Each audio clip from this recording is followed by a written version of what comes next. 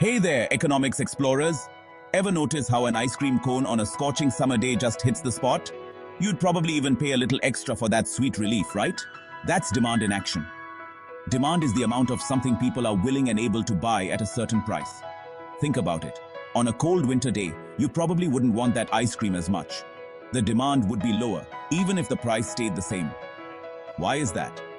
Well, lots of things influence our desire for goods and services, like the weather, our preferences, and even how much money we have. Economics helps us understand these choices and how they affect the world around us. Ready to dig in? Let's go.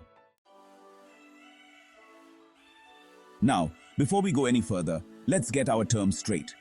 When we talk about demand, we've got two key players, price and quantity demanded. Price is pretty straightforward. It's how much something costs. Think about the price tag on that delicious ice cream cone. The quantity demanded is a bit different. It's how many ice cream cones people want to buy at that specific price. On a hot day, if the price of an ice cream cone is low, the quantity demanded will be high. Everyone screams for ice cream, but if the price skyrockets, that quantity demanded will likely melt faster than your ice cream on a hot summer sidewalk. Price and quantity demanded are connected like two peas in a pod. They help us understand how much people want something and how much they're willing to shell out for it. Now, get ready for a fundamental economic principle, the law of demand. It states that, in general, when the price of something goes up, the quantity demanded goes down. And when the price goes down, the quantity demanded goes up. Pretty simple, right? Think about concert tickets. Imagine your favorite band is coming to town. If the tickets are super expensive, only a small number of die-hard fans will be willing to buy them. But if the price drops, more people can afford to go, so the quantity demanded increases. More fans get to rock out. This inverse relationship between price and quantity demanded is at the heart of the law of demand. Economists love to visualize things, and the demand curve is one of their favorite tools. It's a graph that shows the relationship between the price of something and the quantity demanded. On the vertical axis, we have the price, and on the horizontal axis, we have the quantity demanded. The demand curve itself is usually sloping downwards from left to right. This downward slope visually represents the law of demand. As the price decreases, the quantity demanded increases. The demand curve helps us understand how much people are willing to buy at different price points. Section 5. Ceteris paribus. Holding everything constant. Now, when economists talk about the law of demand, they often use a fancy Latin phrase, ceteris paribus. It simply means all other things being equal. We assume that nothing else is changing except for the price of the good or service we're looking at. Think about it. If a new study came out saying that ice cream makes you super strong, the demand might go up even if the price stays the same. That's why ceteris paribus is important. It lets us focus on the relationship between price and quantity demanded without getting sidetracked by other factors. Of course, in the real world, lots of things are changing all the time, but ceteris paribus helps us isolate the impact of price.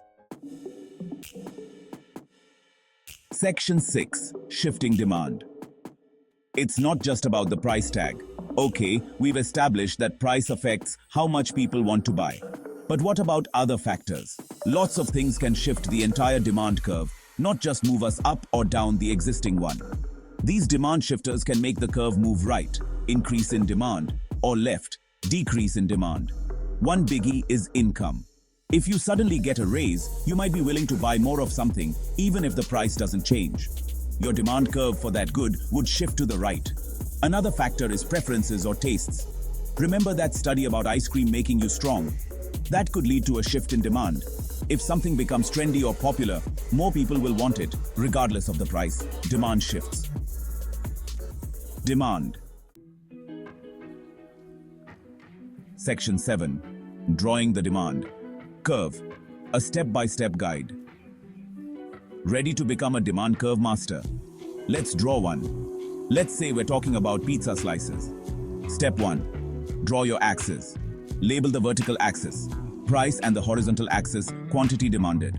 Step 2. Think about different prices for a pizza slice. At $5 a slice, maybe only a few people are buying.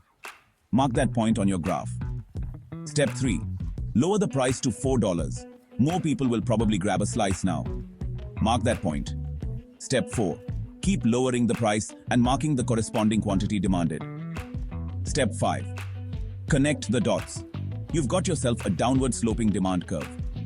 This curve visually shows the law of demand in action. As the price decreases, the quantity demanded increases. Section 8. Breaking the law. When more expensive means more desirable. Now you might be thinking, but Bill, doesn't the price of something sometimes go up when more people want it? That's a great question.